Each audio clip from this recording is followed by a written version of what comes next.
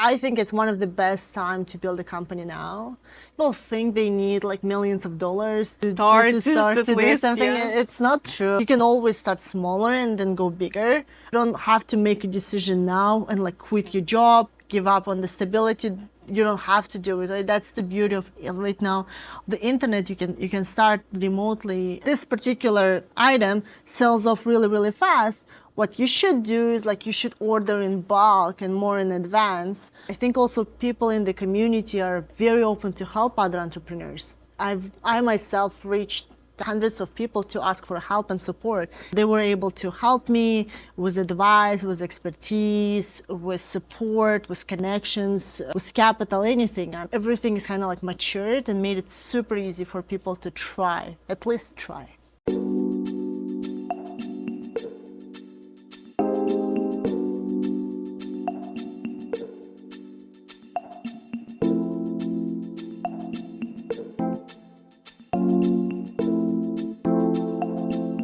So, hi guys, I'm super happy to see you today in the studio and to come back to record a new episode for She Did It Show. This year has been remarkable. I gave a birth to a baby girl, Alexandra. We moved to a new house and I've learned to drive a car. I'm not tackling big highways yet, but I'm getting there. It's been an adventure adjusting to a new lifestyle and balancing my time, redesigning house, learning such simple things as taking care of plants in the garden, or keeping my baby full, clean, entertained, and staying sane at the same time. Happy to be here with you right now at the end of the year, before holiday season, and I'm super happy to introduce you my guest today. Assel Beglinova is a co-founder and CEO of Paperstack, the company which provides finance for e-commerce startups. We've been trying to schedule an interview with Assel a while ago, then I got pregnant. She traveled to LA, now she's in New York City again, and we're here in the studio today. Thank you so much for joining me today in the studio. Thank you for having me, Daria. I'm so excited to be here. Originally, Assel arrived in Canada from Kazakhstan by herself in 2012. Since then, she worked in corporate finance and banking. During that time, she noticed that banks were not keeping up with the online economy, making it hard for e-commerce founders to get working capital they needed. And this is how she got an idea to start Paperstack, to solve this problem. She moved to the US, founded Paperstack with her co-founder Vadim Lidich, and raised the company from $0 to $1 million in revenue. And she helped multiple e-commerce brands to get an access to money and grow in revenue as well. So I hope that you will learn also how to find money for your e-commerce brand, startup, how to work with capital, and many more interesting topics we will discuss today with you. Honestly, I'm super excited, and I hope this interview will be helpful. If we help at least one person, I guess, listening or watching this interview, I think we've done a really great job. So, yeah. The first on the list. I will be that. Yeah. So, what's the minimum capital needed to start e-commerce business? Yeah, honestly, I think we're living in this world. I think it's one of the best time to build a company now. You could literally start a business with like $100, right? There's so many available tools, software that really help you build a company where you don't need like a tech team or a huge team for you to start. Anywhere from starting, like there's so many startups and companies that help you with incorporation, with banking, with the software, even starting a website. You don't need to be an engineer to build your own website. So I think it's the best time to be an entrepreneur. And like even if we're removing ourselves from like the tech stuff and like the resources available, I think from the even people, the mindset also has shift, right? Like if before, if you say you're going to purchase something online and you're going to put your credit card and you're going to buy something maybe that your neighbor doesn't have or your parents don't have, it will be like a little bit harder. But now people are like open-minded. They will even like They will even, do like there are a lot of brands that will do like pre-sale, right? Like you buy it in advance and you will get it in like 6 months or so. Like people are fine, like mentally, people are okay with that, which is amazing, right? I think also people in the community are very open to help other entrepreneurs, right? I myself reached out to so many, like hundreds of people to ask for help and support, and they've never seen me online, like they've never seen me in person. They're able to help me with advice, with expertise, with support, with connections, with capital, anything. Honestly, I think it's just like overall everything is kind of like matured and made it super easy for people to try, at least try. Yeah, you mentioned that to trust your credit card and just to give information for any subscription-based model, right? Yeah. And people trust that. And we are living in an amazing time. You can reach anyone in one click. Any professional, any expert in the area you're interested to. Yeah, and how did you start Paperstack company? Could you share a little bit more? Because I mentioned already. I know that you started with zero investment, basically. How that? We did start. We started originally Paperstack. What it is right now wasn't the way it started. We evolved into providing working capital for e-commerce. Originally, we started as the CFO services for e-commerce. It was a great idea, great platform, and we've built the technology that will connect with their bank accounts, with the point of sale, with their stores, analyze and provide them insights essentially about the store. And what we've realized is that insights are really great, but you can't really act on the insights if you don't have the capital, right? For example, I'll give you an example, right? Maybe your return on ad spends are amazing, maybe 4x, right? Or your marketing team is doing an amazing job with advertising or so. And we will see that in your financial. We would be like, Daria, you should invest more money in your advertising. And it would be like, no way, Assel, I know that. Or like, my team keeps telling me the same thing. I just cannot. I'm putting everything. I just don't have the capital to put more money in advertising, right?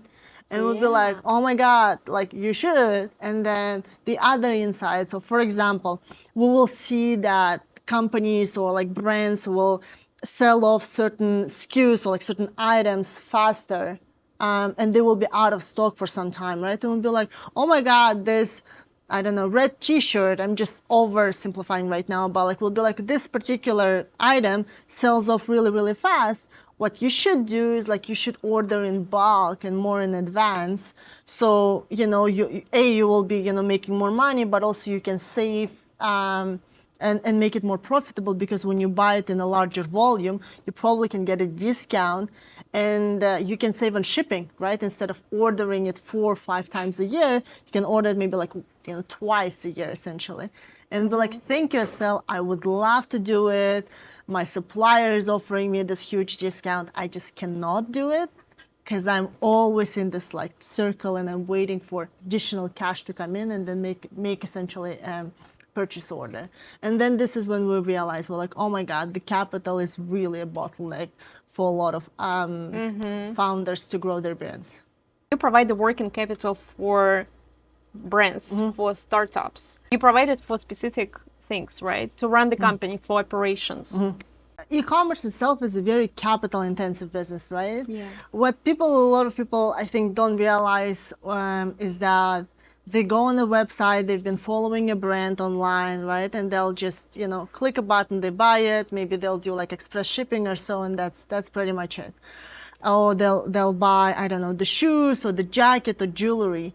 But what a lot of people don't realize is that before they can sell you for $50 or $100 that item, right? Before you can put your credit card and you will wait for the shipping, 6 months before that, the team really work hard, really work hard. Right? 6 months before that, they've done a lot of like R&D, a lot of research development, a lot of experimentation. Find that perfect color for your bottle. Perfect, the new shape or new model for your jewelry, right? Or or maybe a jacket or shoes, right? They've done multiple testing, they've done multiple sampling with their suppliers. And then they had to ship it, then they had to manufacture it. And that means they've invested a lot up front in that material and actually manufacturing and creating the product. The goods arrived in the warehouse. Now they need to essentially invest additional capital to advertise the product, right? Yeah. And that you can reach to specifically you, like somebody who's been like, or a person who has been, that their target customer essentially, right? And that a long way, they've already spent a lot of money. And then by the time you click buy it, like the team has been, investing for at least, I would say 4 months at least, if not 6 months or no. Yeah. So and you like it's like equity shares, or you give a loan to the company. How do you work in that direction? It's not an equity share. It's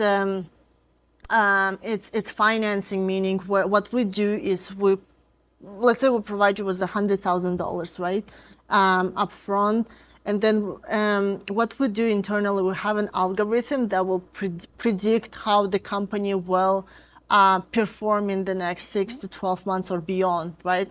Like based on the data that we have, we can predict how the brand will survive or not survive, or make money, and how much they will make money, and based on that we can make certain assumptions, and we will say, hey, here's the $50,000 or $100,000, and we will charge you a revenue share. We'll say like factoring. Yes, so we'll say, here's the $100,000, here's the fees for capital we'll charge you. Let's say it's $7,000, and we'll say, here's you have to pay us back $107,000. But the way we're gonna take money back is we'll take the percentage of your revenue until you pay it back. Yeah. Which is a win-win for everybody, because the brand, the founder, the business owner is not feeling pressure to make certain payments on a monthly basis, right? If you had, like, let's say, a loan from the bank or others, you're like, oh my God, maybe the sales went down, right? And then you feel that pressure, be like, oh my God, like, what if I don't make my minimum payment, right? Like, is my business going on under?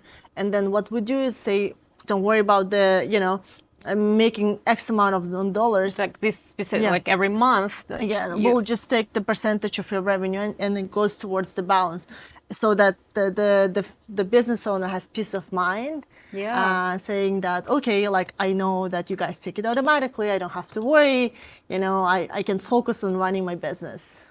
Yeah. So, and what the percentage is like? Is it like AI involved in this process when you can't predict how successful the company will be in 6 months or no? There is definitely a lot of science behind, and we definitely put a lot of efforts in making it better and better and better. The predictions, right? Because prediction process. Yeah. The better we can predict, everybody will benefit, right? Like we will be better, obviously, in servicing and our customers, but we can also share those insights with our customers. They might be, leverage those insights and use it in, like, their projections, how they plan their next, quarter or 6 months, a year, leveraging us. And our partners, our credit partners, will be also have more predictability as well. So everybody essentially wins, and we're definitely, working on making it better. For customers, on the customer end, it looks super easy, because they're connecting their store, they're connecting their bank account. There's like we've built, technology for that. But behind the scenes, there's definitely a lot of, magic, I'll say, happening, where we'll leverage technology essential to pull the data, to access the data, analyze the data, and do projections essentially, which is very interesting.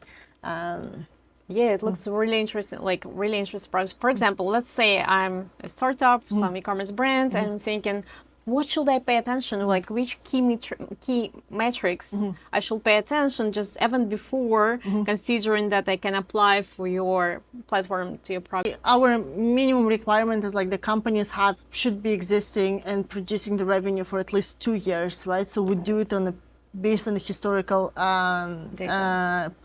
data. When it comes to e-commerce and giving them advice, I would say is, like, there's so many ways to capitalize your business, right? Like use maybe equity or profits for like experimentations and new things where there's not like, there's a good probability or so of this might work or this will work or this might not work, where use leverage financing or debt more for like predictable stuff. So just in case, if you are taking that responsibility, that your business is not gonna like suffer from that. There are some companies, including e-commerce companies, that take equity capital from outside investors for like R&D purposes, for like strategic expansions or so, and they still leverage financing for like maybe inventory or other like true working capital. So I would say there's so many ways to capitalize your business. Interesting. Yes, actually, I wanted to raise this question as well. How, like, which other ways people could raise capital? I think you have so many ways. Like people think they need like millions of dollars to start to do something. Yeah. It's not true, honestly. It's not true. You can definitely. There's so many stories where they've grown the business with like a very, very little capital. What I would do if I were an entrepreneur who's starting from zero, I would say is like, you could definitely start with a very low budget. Like there's so many platforms that are available that can build your website with the minimal budget.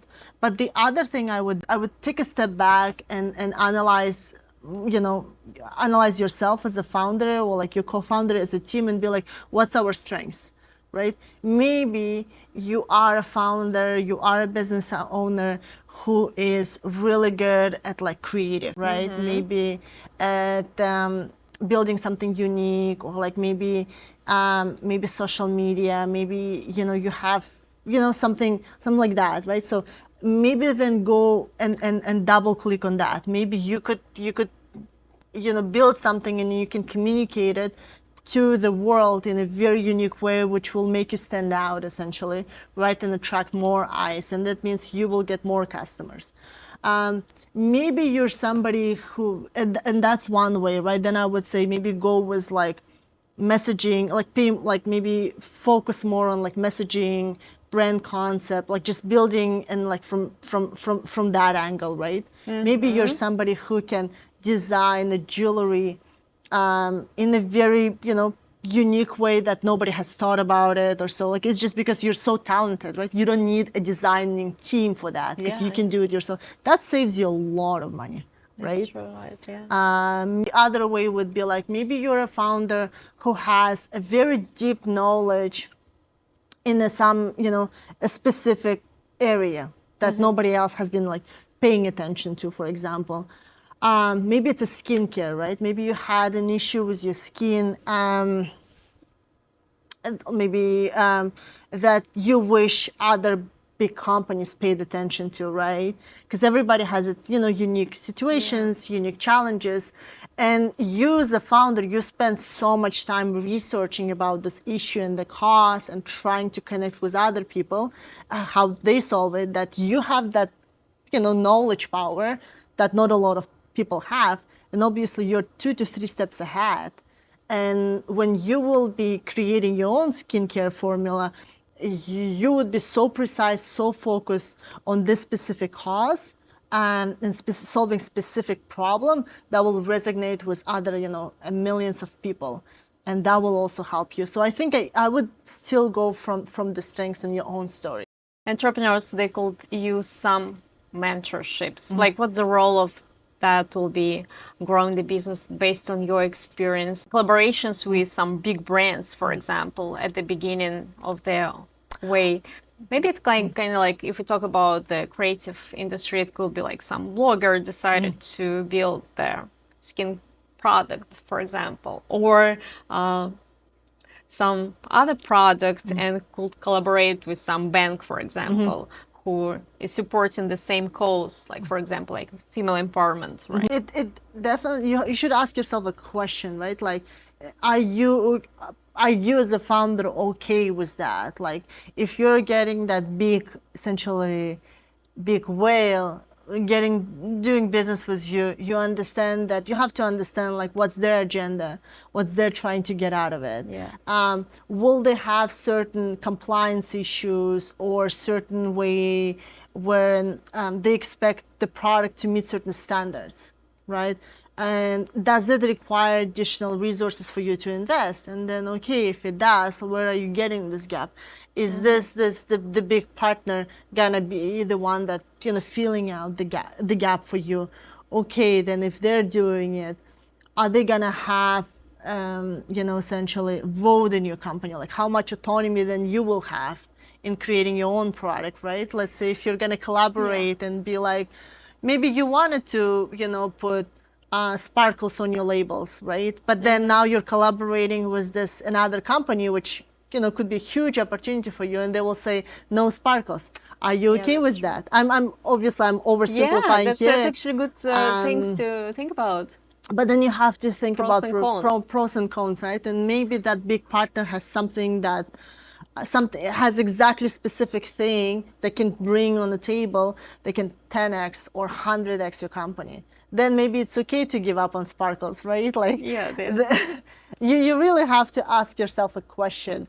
And then if you're gonna really get into that partnership with the blogger or with a big company, then you have to think about the risks, right? Like, okay, what happens if that blogger decides to, completely shift their focus, right? If they were talking about, I don't know, let's say a lifestyle, but now they're gonna talk about certain, I don't know, they're getting into a different niche, right? How is it going to impact you as a business as well? There's so many questions to ask, but I think it starts with you internally. Like, are you excited?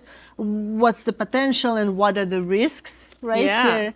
And then if you think that's very possible and you're still very excited, have an honest conversation and be like, those are like in front. Yes, I have those concerns. What are the risks and the legal legal documents. And then also ask yourself, well, like, okay, if I'm thinking about partnering with company A, right? Do I have other choices? Like, is there any other like 2 to 3 entities or organizations could do similar thing with me? And then maybe it makes sense for you to talk to like couple of them more and then compare.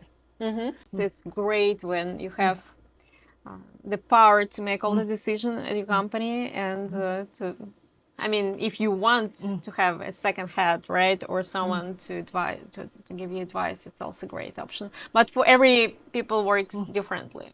Yeah, everybody's different, and we've seen a lot of successes when people collaborated with companies, with some maybe celebrities as well, right? I think it's between everybody has their unique story, unique way they're gonna grow. You have to ask yourself, I think, that first question. Like, no, I think there is.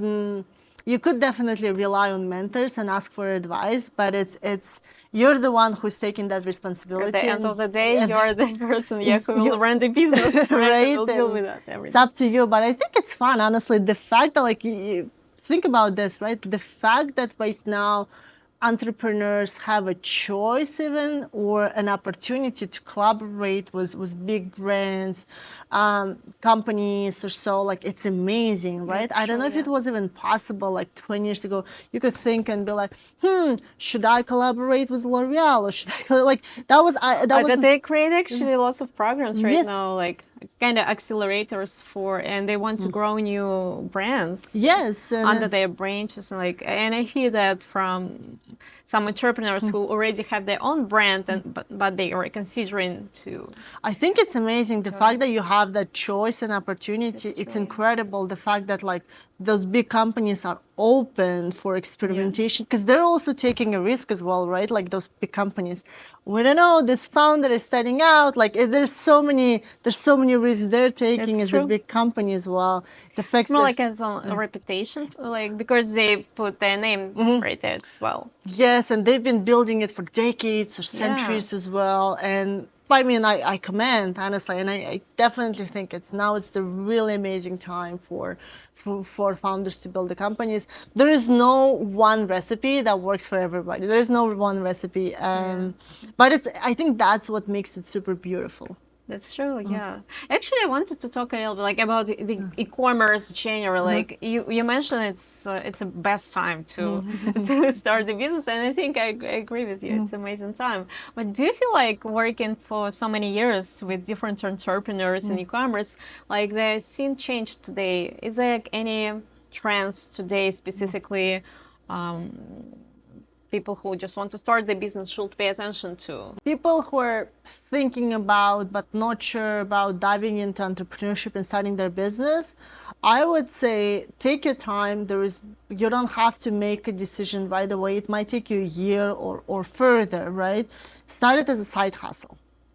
Honestly, start it as a side hustle. Take a look if it's something you even like, right? Like, try to dedicate maybe like, I don't know, 5 hours per week and see. Maybe, when you start spending week over week for like 3 months or 6 months, your weekends, your nights, and be like, you know what, that's actually like, I don't want that, right? And that's totally fine, right? So I would say you can always start smaller and then go bigger. You don't have to make a decision now and like quit your job, give up on the stability. You don't have to do it, right? That's the beauty of right now. The internet, you can start remotely essentially and test any ideas. Yeah, actually, I was just like, I was just doing some episode for She Did It Show, like about drop shipping, about print on demand, about digital products, and ordering like from wholesalers or designing your own products. There are so many ways just to start from the small, but like better to look for some local factories if you do drop shipping, for example, model, if you pick up this. I think definitely if you're like, let's say during pandemic, right? If we compare ourselves, like definitely things have changed, and I think consumers have also figured it out, right? Kinda, yeah. That they can like definitely. I think now, founders should think about, how else they can make it unique, essentially. Maybe it's the design, maybe it's the quality of the product, or maybe it's targeting to specific demographic, right, that they resonate with. Maybe it's not, just selling, I don't know, let's say maybe it's not about just selling bags. Maybe it's like, designing bags for working moms, right? That have certain lifestyle and they have to, have certain items that they always need to have in the bag, right? Maybe going a little bit extra step and actually diving into your, segment your customers and understanding their day-to-day lives. I think that's one step further they can take. And then talking about side hustles, if it's still good or not good, I'm more of a yes person. I think they should still try it, but I think it depends on your goal, right? By doing the side hustle, the question is like, what are you trying to achieve, right? Are you trying to build a community, right? Maybe you are, doing a side hustle with certain, I don't know, maybe like with the community that, I know, likes volleyball, for example, right? And then you create all this like products and merchants around this, and then your goal is to create the community of like 1,000 people that really likes, volleyball as much as you do, right? Then you're not thinking about, am I going to generate $1 million in year one? I don't think so. But maybe if you keep doing it, and if you keep building that community around yourself, and start with one product and then evolve and then grow to like more and more over the years, you will achieve that goal. So I think it depends on the goal, what you're trying to do. So I wouldn't try to get super overwhelmed and put like crazy goals. Be like, I never had a side hustle. I never had a business, but I want to make $1 million a year like one. Friday.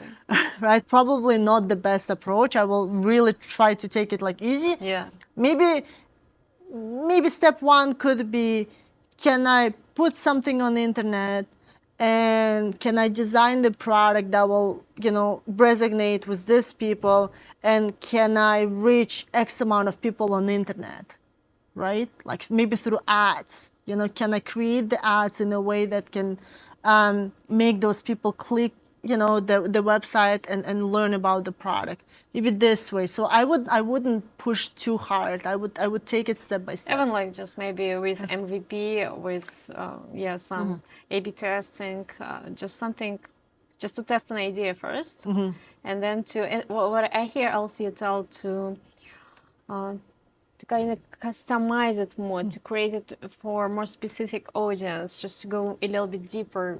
And also because I feel like in the current environment, there is so many generic products which are existing, and people really value like some, especially if you're starting something, your personal intake, or if it's for a very specific niche.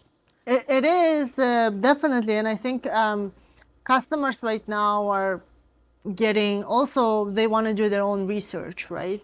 There are certain customers that will want maybe the brands that they buy from be eco-friendly maybe, right? Or have collaboration with certain groups or societies, right? That they care about certain cause. Like it's actually also right. There's so many variables there, but I think it also has to, like, you can't create a product that will work for everybody. Like there's no way, right? Like that will resonate with the whole world. You really have to. I think it's something that the founder should ask themselves is like, is it true, like authentically me? Do I care about those calls, right? Like, is it something like interesting for me? And is it the problem that I'm also ready to spend, hundreds and thousands of hours, understanding on a deeper and deeper level, and try to, I wouldn't say create a perfect product, but create a really good product that will make my customers absolutely happy. And that requires a lot of efforts, like a lot of just mental capacity that you have to think about something all the time. But you can't answer that question on day one, right? You really can't. That's true though. Right? Maybe it will be after, I don't know, maybe 6 months or 12 months or so, like it will gradually come to you. And also one thing that I would encourage founders is like, be open-minded. Like you might think this is the idea that will work for you, but throughout the years, throughout the time, you will understand maybe actually your product is still great, it's still amazing, but might work for a completely different demographic. And you should be totally cool with that. Like just be open-minded. There's also one area we've been talking with you a while ago about, and I was so curious in that about purchasing the business. And I think it is very interesting topic, and you shared some insights, but I will just go a little bit deeper with you here.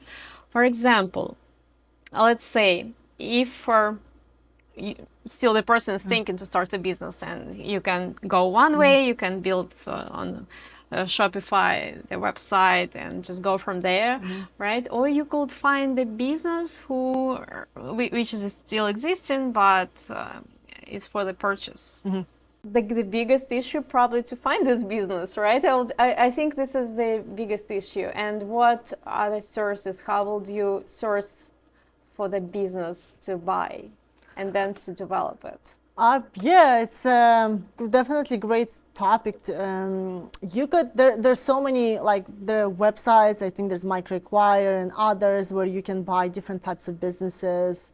A friend of mine building also a business for e-commerce M&A called Pulsar. Great guy, a good friend. There are definitely platforms that exist for like buying and selling businesses, but again, you have to ask yourself, is this the commitment that I'm interested in, right? Like if you've never done you ask yourself, what's the purpose of it? Like, am I trying to, build a business that's like, buy a business that's profitable, and kind of like gives me that, I don't want to use the passive income, but certain cash flow, like to you, or is this the business you want to just purely grow to a certain level and then sell it yourself? Like you have to go back and ask those questions yourself. Maybe you could think about is, maybe I'm not ready to be 100% owner of the business. Maybe I can find another owner of the business, but I can, purchase maybe 25 or 50% of the business, and that capital could be used for, strategic expansions. And I myself, as a partner in the business, can bring additional value. Maybe that business owner was looking for a warehouse facility. Maybe that person was looking for certain connections in the field that you might bring. Like, think about those angles as well. It's interesting. Yeah, so it's like to get the part of the business. You don't have to like jump 100% all the way in. But another way I would, if you looked into those websites, and if you've still want to do a bit of research, honestly, I would just connect with the brands directly. This is actually, I was thinking about also, like, there are specific website, but isn't there a really right, not like a right way, but is it the best way to do? Maybe you have to reach out personally to follow like some people who are into business already and just talk. Yes, and ask them, right? Reach out to them and be like, listen, like, maybe you've been a customer for a long time, right? And you really like the product and you appreciated how the founder or the business owner was like handling customer service, or that incident that you had and the way they solved it. And you're thinking about, you really always wanted them to think about like additional product or this, and you could maybe share that. And this is maybe the founder might appreciate, be like, oh my God, I've been so much in trenches. I actually need somebody from outside to bring that like fresh and creative kind of like intake, right? Where they're still passionate about the product and the problem that we're solving, because they're themselves a customer, but I've been so deep and I need some, essentially extra help. Yeah. So, but the results are the issue. How would you evaluate so if you don't have the system to integrate to their website and to check all the analytics, so how would you evaluate if it's, for example, if you want to purchase something, the owner will leave and the business will just like not be able to function without the person who was initially there? Or which metrics you should pay attention when you order and invest so much money? This is very tricky. It's like you can spend, I think, lots of time just analyzing that. Yeah, you can definitely. How like if the data they provide is correct, right? You kind of don't have this power if you don't have some software to check everything. Like from the practical matter, I'm thinking. You're definitely, if you are thinking about, maybe another way you can try is like, okay, if you have this much pool of capital, but it's like, it's too big of a risk for causes that you mentioned, right? What if the owner goes? What if the data is this? What if the product goes out of like, I don't know, fashion or so?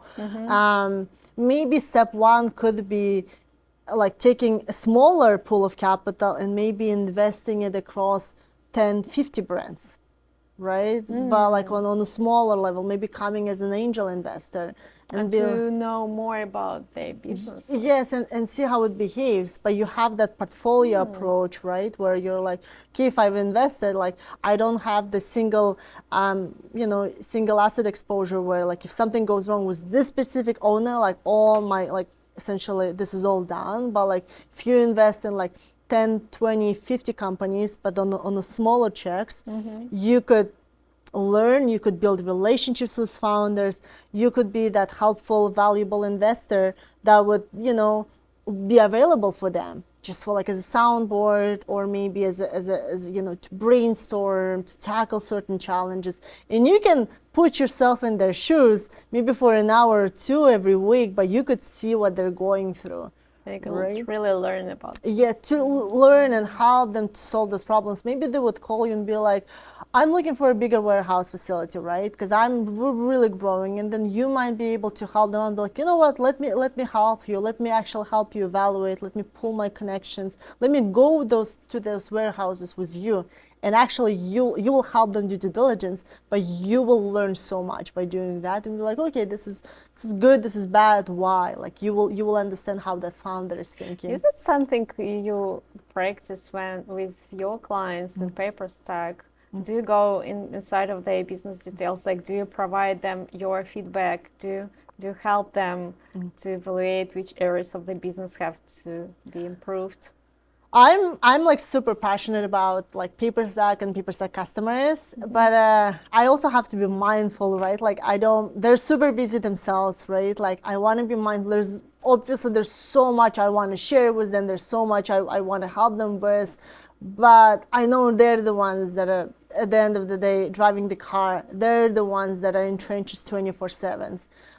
They, when they ask, I'm always happy to help, and we always communicate to our customers saying like, you can reach out to our team, to myself, to anybody essentially in the team, and if there's certain things that we can help you with, we're always happy, we're always down, but we're trying to be mindful. I know, I want to respect their boundaries. Maybe they don't want to hear any like my opinion at all, You right? think Like so? and I respect that, and that's totally fine, right? Because maybe they've been doing this business for like, let's say 10, 15, 20 years, right? They're like, you know what, Assel, I know what I'm doing.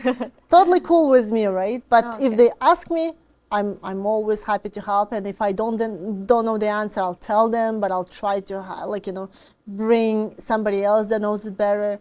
So I want to be mindful as well about their time and their resources. Do you have any favorite cases from your practice working with Paperstack clients?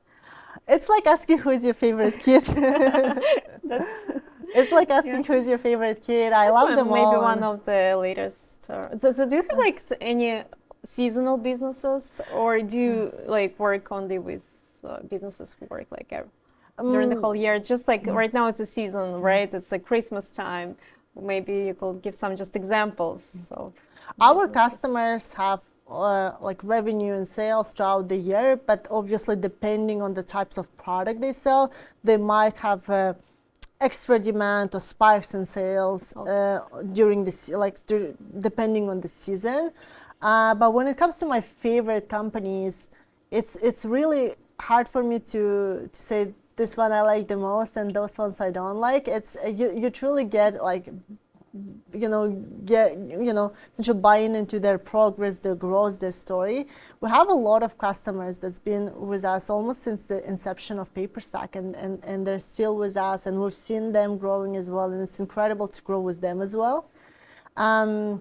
We have this customer, for example. He is out of Texas. The company's name is Grind Basketball, for example. The incredible founder. He was essentially, his dream was to become a professional basketball player. He was training for that. He was essentially all his life he was focused on becoming that, the greatest, the best basketball player. And then out of a sudden he got injured, right? He got injured and he couldn't pursue his professional career anymore. And he thought about, the other way where he wished he had certain tools and equipments while he was training. Then he created this really interesting a basketball shooting machine called Grind Basketball, where how when you train and you want to be really good in basketball, you have to shoot so many times, and then it takes you like 3 to 5 hours, the ball, right? And but that machine automatically spills you the ball, and that makes your training quicker, more efficient, which is incredible, right? And he's been in basketball. He loves basketball, and obviously when he created that machine for other folks that want to be basketball players, he knew in and out all about this. So I think I'm very impressed with his Brit, his character. Like from the downside, like from some bad story he came up. How he came up, and now he is essentially helping other, he's empowering, thousands of, if not millions of people around the world, not just by his story, but like how he was able to turn it, but also healed, like how he transformed this one experience to another. Absolutely. To the business. So definitely super impressed by him. I love the story of, we had this customer, Charlene and Vince, for example. They had the corporate jobs. She worked in the bank. She's a CPA. She's an accountant. So this is one of the examples where it started as a side hustle and grew to the business, to full-time business, right? Where when they would essentially go, to their friends or parties, they will think about snacks, what things to bring, and they realized there were either like super like healthy, boring snacks, or they were like super unhealthy ones, but they couldn't find the ones that would be like healthy-ish, but still very tasty, delicious. Like specifically, the snacks they were looking for was popcorns, right? And they realized, like, oh my God, those popcorn, like, I really want something that's like, delicious, but it doesn't have so much like unhealthy like ingredients or so. And then they've created their own like popcorns where they actually don't fry, but they bake it. Like it's super delicious. It's healthy. It's unique, the taste. They have this flavor, like one of my favorite actually, it's like Pop the Champagne, it's called, and it actually pops in your mouth. Oh, really? I want to try that. So it's super cool, right? Then, that's cool. But, I'm super impressed by them as a family, right? They've realized that there was something that they wanted, they were craving themselves, they were experimenting in their kitchen by ingredients or so. They weren't professional. They didn't have a professional kitchen set up or so, like it was happening in their kitchen in the beginning. Then they gave it to their friends and family, they've loved it, and then they started essentially moving it to like, okay, this could be actually a business. Yeah, this could be the business, right? And then that's how, but imagine this, like as a family, you're taking that risk. Like, husband and wife, like you're taking probably their own money. Like it's just like you just imagine that, and that's incredible as well. Just having a business, and doing it with your husband as well. It's an interesting story how they handle that. I can talk about all day, honestly, of like our customers, their stories. And do how regularly you look for customers? They found you, or you have some external platform? Marketing tools. We're always looking for customers. You can just reach out if you see the business that's interesting. The customer acquisition and marketing never stops. We're always like we're ourselves as Paperstack at the growth mode, where we are looking for more and more customers. We're looking to grow as a company ourselves. So we're definitely expanding and growing. And the way we reach our customers, we either reach out directly. We also have partnerships built where we have some partners that refer us customers themselves. We've also do a lot of case studies and articles and thought leaderships where our customers can find through those useful materials that we share through us. Definitely looking for more and more customers. How big is your team? 8 people. 8 people, 8 people, yes. Are there in the US or there are all mixed? We have folks in Toronto, we have folks in New York, we have somebody in Europe. We actually have somebody that's currently traveling to Europe while working in Paperstack. So, because we're a remote company essentially, and they can. That's one of the benefits and the perks. They can essentially travel the world and still be productive. So they're all over. Wow, so sounds amazing. So you mentioned like part of your customers, like basically around the world, and you also are traveling a lot. But could you share a little bit your story, how you end up in the US? Traveling here, there. I was born and raised in Central Asia, and then moved to Canada as a student. My family's there, so I moved by myself.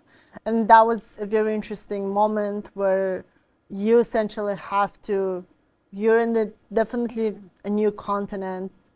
Everybody around you speaks a different language. You're essentially adapting to a new language, new culture, new lifestyle. Out of a sudden, you have to learn how to be independent as well, right? Because, you get sick and you realize that your mom is not around you, right? To help you. You're like, I'm the one who needs to make a soup for myself right now. And that was my story of like coming to Canada and like learning essentially those things, from 0 to 1 essentially, right? And like, you've been studying. Yeah, I've been studying, working. I always had like a, essentially part-time jobs or hustle, things that I would explore myself, like in addition to school. It's just like Canada gave you so much opportunities, like it was hard to miss on this, right? You're like, I can try this, I can do this, I can learn this, and I think that's the beauty as well about immigration.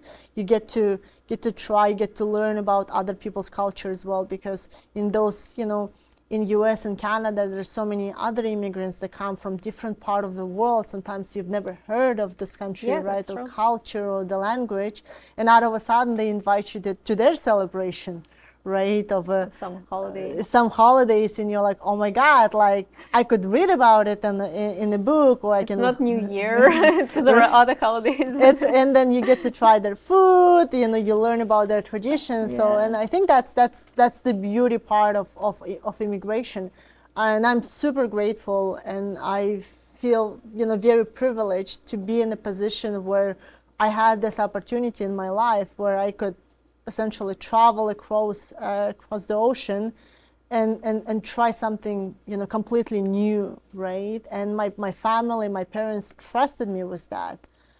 They said, yes, we will not see you, you'll do whatever you want, but we trust you 100%. It's a great phrase. Right, so I'm super grateful, I appreciate it, and I know I definitely had that, like, you won the lottery ticket. Like I feel like I'm the lucky person who won that, lottery ticket. Yeah, it's part of luck, but being an immigrant, it's a lot of work. I actually believe it's lots of work, which you really did and accomplished. You went through so many things. Definitely, you like it, but it's your accomplishment, I still think. Immigration is definitely hard. It's hard. I think any immigrant, like, for example, like I'm from Central Asia, right? But I think somebody who immigrated, I don't know, from like, let's say India, right? Or somebody who immigrated from Korea, like different country, different culture, we can still relate to each other because all of us went through the similar struggles as a newcomer, right? That's true, right? All of us had that situation at the party where we were shy, right? We wanted to talk, we wanted to have fun, but we were so cautious about the accent, right? At least, yeah. Or we were not very secure, right? Or we were like, I don't want to, tell them too much, or so I don't want to, essentially give them additional headache. I'm so grateful they had me over, and so and so. So like, I think despite you, like, no matter where you're from, no matter what culture, when you arrive, we all went through that similar challenges. Each of us had that situation, right? Yeah. Or maybe all of us had the situation of like securing your first job. That was the big win as well. I mean, I know that you've been working in corporate finance and banking, so which is amazing, I think. And you found this in Canada by yourself as well after.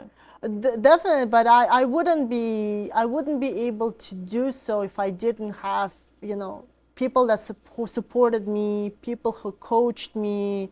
Right, in Canada, yeah. In Canada, right? You built your circle of people and you support circles. Yes, like how do you, like, even on the basic things, right? The way the resumes are built in US and Canada are so different yeah. from, resumes built in Russia, for example. I think in Russia you have to put your own picture, right? Or so, or like a date of birth or something. I think for sure it can be LinkedIn link you have. I don't know if they changed that. I think I had picture Yes, see, like when it was like 10 years ago, like when it was years ago, yeah. even those things, right? Like somebody has to tell you, being like, oh my God, like don't put your date of birth, right? Date Don't of put your birth. picture. Yeah, like there was time actually when I applied for corporate job, that was date of birth, like that I'm female, my picture, everything. Yeah. Status, like single, right? I think it was too. Jesus. So see all these things, and it's totally cool, right? It's Like not cool anymore. the way I'm sure recruiting done in Brazil is also different. Like it's all these things, like somebody like Has to tell you has that. to tell you, like don't do it or do Stop it. this way, right? So I'm super grateful that somebody was brave enough to pull me aside and be like, Assel, like we need to talk, right? Like this is how you do it. This is how you not do This it. is just Right? standard. Right? Or like now it obviously looks like, oh my God, this is so obvious. But like when you immigrate, you're like, you just do it the best you know, but the best you know is from back home, right? Or for example, etiquette, like email etiquette, right? Like as well. Out of a sudden, there's certain way that people communicate over the true, email, actually, right? yeah, Like, in the US and in Russia. right? Like don't put 3 exclamation marks. That's good to know, right? Or like that you have to like do this follow-ups or don't follow-ups, and how often, how short, how long, right? All this stuff like somebody has to tell you. Obviously, there's like a lot of resources on the internet you can look up and do it. But I think it's still helpful to have somebody who will tell you like Assel, just do it or don't do it. But a lot also comes from the practice when you work, for example, in corporation, or if you pass the level with resume, the first one you tackled, and when you work and you just get it during the practicing. Maybe first couple emails you'll be okay. We have a new intern, let's say. But then the communication in your with your colleagues, right, as well. Yeah, for it's example, all you learn in the process. I didn't know. I'll be honest with you. Like for example, in Russian, right, like Russian language is very direct, and people usually from like Russian-speaking countries are very direct. Usually, like do this, don't do this. Yeah, that's right? true. But like folks, for example, in North America or in Canada, the language could be different. Be like, Daria, could you do this? Please? Could you do please? Or like, how about this? And when somebody in the beginning would ask me, I'll be like, could you do this, please? I don't know. Like, do I want to? Do you want to do that? Like I would think that they're actually asking me if I really want to do this, right? And my honest answer, I don't want to do this. But I didn't know that. Just a frame, like how you frame that. That was actually very polite. Not like just do that. Yes. You just go like, will do. Yes. So see, that was like be able. Please, would you mind? Yeah. And then if you translate from English to like Russian, for example, would you mind? Like that sounds like somebody's asking you a favor, essentially, right? Like that's actually true, right? Yeah. And you get it during like the practice when you communicate, and then you just start to frame the same way. Yeah, please. But it takes you time, right? And then the goal is like if somebody could tell you before that, and then when you start, you could make less mistakes. That would be helpful. That also like depends on you, how you communicate with your colleagues, right? Imagine now you coming to your colleagues and be like, you know, John, do this, or Daria, do this. That sounds like, for that colleague of yours, that sounds super rude. Like you're a rude person for them, right? Like you're like, oh my God, Daria, you're so rude, right? Don't do it. But you weren't rude. Like in your head, you were really nice because you were very clear and just very direct, just save your time. Yes. But then that might also give that like wrong impression, and I don't know how long it's gonna take to repair that relationship as well, right? That's true, though. Yeah. So yeah, the goal is to build the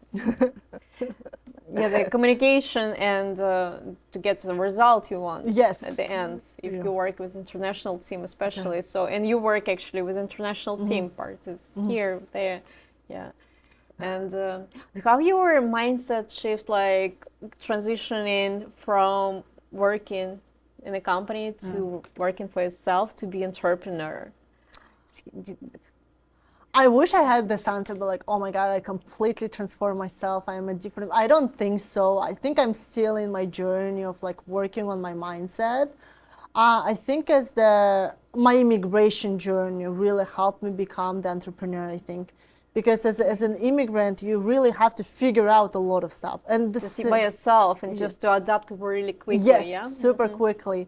And I think as a founder as well, you have to adapt and figure out a lot of stuff. And like there's a huge accountability as well.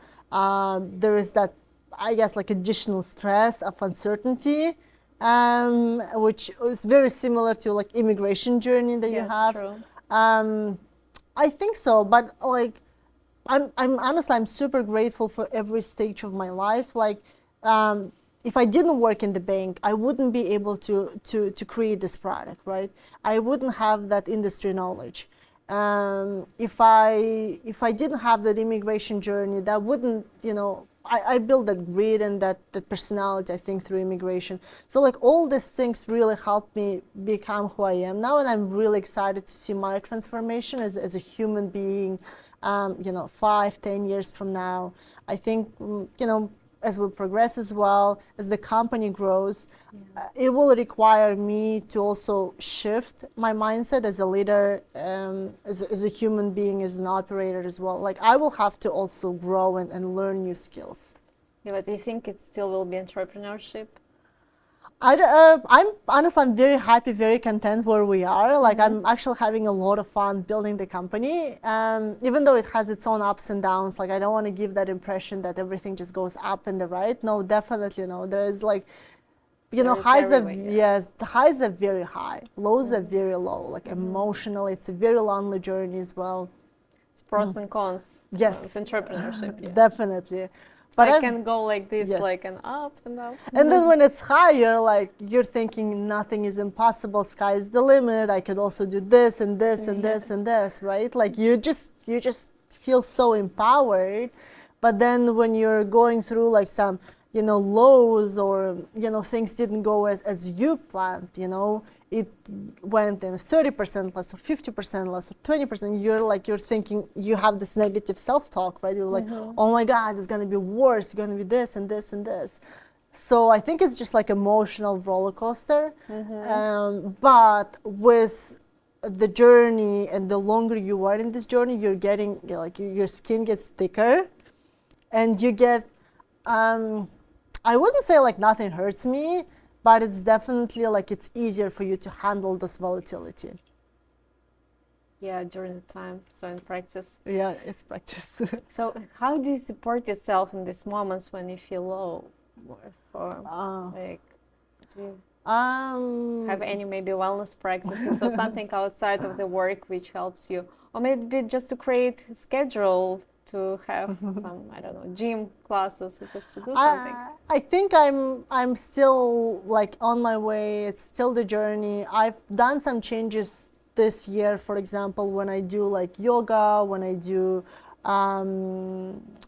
like swimming. I've done a few changes in my routine essentially, but I'm still like figuring it out. I think one of the ways is that when I feel sad or when I feel down, I don't want to be like the toxic positivity person, pretending that no, I should be feeling great when I don't feel great. I think first of all, like acknowledging that I maybe feel tired, maybe I feel just exhausted. Let yourself to go through those emotions. Yes. It's normal. It's super normal. I think the worst thing you can do is like mask yourself. Yeah, and then it gets worse. It gets worse. At some point later. Definitely does not. I actually completely agree with you. So I think it's like, first of all, like just acknowledge it. Yeah, just embracing and you allowing yourself being on all the shapes and forms, like emotionally. I really like how you talk about that. Like, there are ups and downs and you need to embrace it and you need to go from that. Yes, and it's absolutely normal. I think it's just embracing, just being there. And the other thing is that as a founder, I think you have to learn. There's definitely a ton of support, right? There's like a ton of mentors, people that want to help you and do it. But I believe you have to learn how to become the coach, the supporter for yourself. You have to grow this from inside. So every time when things don't go according to the plan, you're not depending on somebody's support. You're not waiting for that encouragement. I mean, those words, that support could definitely help, but I think like growing it from inner yourself is the best thing you can do. It's really hard, right? It is, yeah. It's really hard, Absolutely. but like learning yourself and learning those like tunes and how to control yourself is the best thing you can do it, because there might be something that goes off and it's a holiday time. Like, are you really do you really want to message people about that, right? Like, that's the question you ask, and you're like, no, maybe I don't want to message right now on the Christmas Eve to people that, oh my God, maybe that partnership agreement that I was dreaming about fell off, right? Like, I don't know if that person will have time, and maybe that person is having family time, and they don't have time for you, right? And it's totally normal because everybody has its own life. But I think in those moments, if you can just sit down and push back and just like inhale, exhale, and like just work with yourself, right? And maybe make yourself 5% better, 10% better. It's already huge, right? And just like, it's like going from 0 to 1, just slightly better, and work yourself to make it better. And then when you meet those mentors, friends, and people that want to support you, they just, take you from 80 to 90, but they're not taking you from 0 to 9, right? So that's, I think that's something that I'm still like learning, but I think it comes naturally as you go further and further in the business. Yeah. It's like very fundamental just to have this core, the strength inside of you. Yes. And it's growing. It's really hard. It's really hard. I understand that, yeah. Because also when you want things go perfect. Think about it, similar to immigration, right? I think every immigrant had the situation where like, oh my God, my lease is gonna be done soon and I don't have the place, right? Not yet, yeah. Not yet. But then you figure it out, You right? figure it out. Or that news came to you and it's like 2 a.m. back home. Are you really gonna call your parents? No, right? And then you have this like 12 hours essentially. You have to figure out yourself, come up with the plan, sit down, have a self-talk maybe, right? And then come up with like step 1, step 2, step 3, and then maybe like next day when you talk to your mom, talk to your friend, talk to your parents from back home, you can share that, right? But like it would be with the different emotions. Different, yeah. I agree. It's actually interesting. I sometimes feel that there are 2 types of people. The one who plan ahead a lot and they feel comfortable planning things. And the second group, I actually think I'm in the second one, like just dealing with emergent situations and risks pretty quickly and just to reply to those events pretty quickly. Just like you share about immigrant journey, right? That's also something what trained me, I think, in that way. And it's an amazing skill to have. Yeah, and entrepreneurship is also one of the skills good when you need to make choices and pretty quickly just to decide, oh yeah, our side has so many sales right now, we will crash, or we need to change something quickly, right? Even in this positive situations, you need to reply pretty quickly and just to connect with your IT person and just to fix things. Yes, and then maybe and like a season sale. anything, just like you just have to really some people react to those stresses differently. Like some people want to be in action, like you mentioned, right? I call to this guy, I'll do this and this. But there are some people, and it's supernatural as well, to hide, right? To hide, like to avoid it? To avoid it, right? There are some people that will say, you know what, this is it. I don't want to do it. I don't want to be part of the world. I'm going to go and sleep, and then just don't call me, don't message me, right? There are some people that react like that to the stress.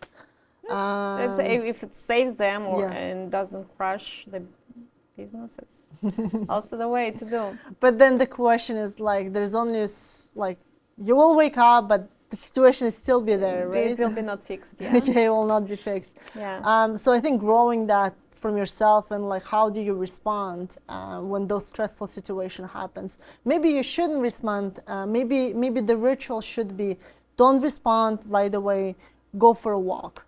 Yeah, just to know, like, when there is a situation which you can change, you change it. When you know that you cannot change the situation, there are situations that you cannot change, and maybe a second strategy will work better. You just cannot do anything. Yes. But if you can change, and you need to do, like, I'm feeling like that it's also the skill you need to develop. You need to recognize those situations and influence them accordingly.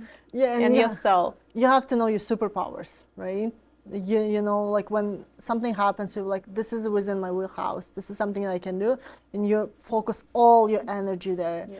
But maybe something happens, something else happens, and you're like, this is not my area of expertise, and maybe not my control. Yeah, not my control, and maybe your job would be like, maybe there are some other resources I can pool to solve it. So. Yeah, that's true. Yeah, I think if something happens like in the world with economy, it's just politics or something. I mean, it's great when you can respond accordingly. That will be the best, probably. Yeah, at the end of everything. Yeah, I agree. So what will you advise to some entrepreneurs who wants to start their business in this direction, to start e-commerce business? I would say if you are thinking, try it. Honestly, try it. It doesn't have to be like, I think people think they need to have this crazy idea. They have to like create the next space. Like they have to create something crazy to make it happen, to become the successful entrepreneur. But I would encourage to start something that you've been already doing, and your friends been asking you, but you never realize that like it's so easy for you that you think it's so easy for other people. But if you take a step back, you will think there are probably one or few things that your friends been asking you all the time. Maybe you make really delicious cakes, right? And you're like, everybody likes doing cake. No, like not a lot of people, right? And then that's so natural for you. But if you take a moment back, you realize that on every birthday, people are asking you for that specific cake all the time, right? Like, and they're asking you to bring it, right? Step back, and there's so many ideas, there's so many opportunities already within what you do on a daily basis. And I would encourage to start with this, right? To start with something that comes to you so natural. To analyze it, to explore that area, and don't under-evaluate those things, which simple things. Definitely don't if they're so easy, probably it's not what I want to do. Like, actually, yes, right? Like, it cannot be a good business idea because it's so easy for me, right? But maybe it is. Yeah, it's so easy for you. Find something you're good at. Yeah, right? Something you're really good at. Like, there are some people that can really, you know how you have a clothing, but you still have to like, there's some people that like to personalize their clothing. Maybe they'll maybe change the color, or like in a vintage store to get some interesting things and to fix it, which is also really huge skill, right? Maybe you can personalize that, jeans or sweaters to other people, right? That you've never thought about it because you've been doing it for yourself. And every time you go somewhere out, people are asking you, where did you buy it? And you're like, I just did it. I just bought this from Amazon and I just put this together, blah, blah, blah, blah, blah. It looks so easy for you. But again, for so many people, like, they wish they had something like that too. And I would really encourage from just I think auditing and thinking what you've been doing on a daily basis. And if this thing can also help other people, and don't think about like millions of people, think about, can I get 10 people? Can I help, and can I get 10 customers? Can I get 5 customers? And from there you can grow like from 5 to 50 to from 10 to 100. But I would really focus, because I think there's so many great ideas already within our daily basis. And and what is your definition of success? My definition of success, it's I think in terms of the In terms of the Paperstack, I definitely want to see, for me, the definition of success of Paperstack will be when we become that global leader in the fintech space for e-commerce. I think Paperstack has definitely a potential of empowering, millions of entrepreneurs around the world. Has the ability to create other products and services to help them scale and compete with the global brands like Zara or Adidas or IKEA, right? It's amazing to empower those companies. And I think this could be definitely a global player and empower and reach that scale. On the human side, I think success for me is to be able to do what you do, what you want to do. The fact that, for me, like I can spend maybe a weekend or so thinking about maybe some additional projects how to make our product better, or maybe I can spend more time on like improving existing processes. It's amazing the fact that I can I think do it on like random Saturday afternoon. I think it's super cool. For me, success is to also be able to have friends and family with me, where they could be with me in ups and downs. I can call them when I have good news, right? And they would be happy for me. I can call them when things are not going right, and they will be there for me. Success for me is to be able to dream. Like I think the fact that you can dream and you can, think about, a year, or 5 year, or maybe places you want to visit, things you want to experiment and do. It's also a privilege or success, however you want to call it, but it's definitely something I want to thrive to. I think the world is too beautiful. The world is too big. I'm excited. I'm very optimistic, and and very, very grateful to be where I am. Wow, thank you so much. Thank you so much. And just a second. So just a second. So, Oh, thank like you. a little bit the happy holidays. Thank you. Like Thank you so it's much. a Christmas time. I'm so happy to Thank you. talk with you. Thank you you. so much. Thank you. Yeah, it was an amazing interview. Thank you. Really.